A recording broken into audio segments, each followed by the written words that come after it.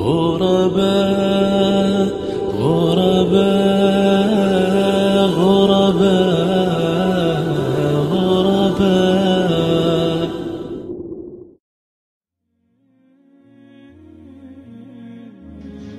And the Prophet ﷺ has told us many ahadith regarding a Dajjal.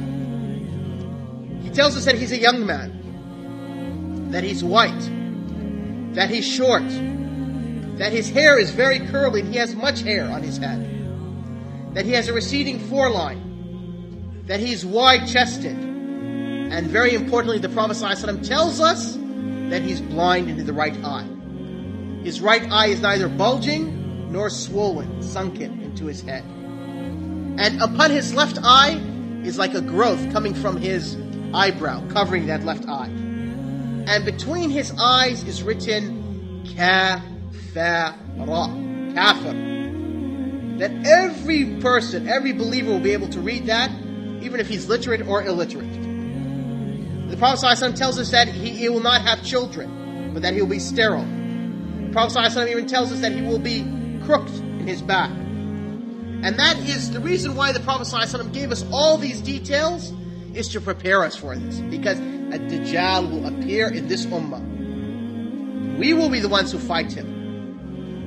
And this is the king of the Jews, who the Jews are waiting for. You see, the Jews were promised in their scriptures that a Messiah will appear between them. And when that Messiah appeared, Jesus the son of Mary, what did they do? They disbelieved in him. And they rejected him. And they called him a sorcerer. And they called him a bastard. This is what the Jews said. And they tried to kill him. And they tried to crucify him. But as Allah subhanahu wa ta'ala says, they neither killed him nor crucified him. And so when the true Messiah appeared upon them, they disbelieved in him. And so what they are waiting for is this false Messiah, this Antichrist, a Dajjal, who will be the greatest tribulation between now and the Day of Judgment. And that is why the Prophet ﷺ commanded us in every single prayer to seek refuge with Allah from him. Why? Why would the Prophet ﷺ tell us to seek refuge from an individual who the Prophet ﷺ knew was not going to appear until the end of time? I mean, now, since the Prophet ﷺ's death has been 1400 and some odd years. And yet the Prophet ﷺ had told his ummah to seek refuge in him, because it is the greatest fitna, as the Prophet ﷺ told us, from the time of Adam until the Day of Judgment. Indeed, the Prophet ﷺ tells us that even the previous messengers all warned against the Antichrist, that the Prophet Nuh, the messenger Nuh alayhi salam, the first messenger sent to humanity, warned his people about the Antichrist. Imagine that.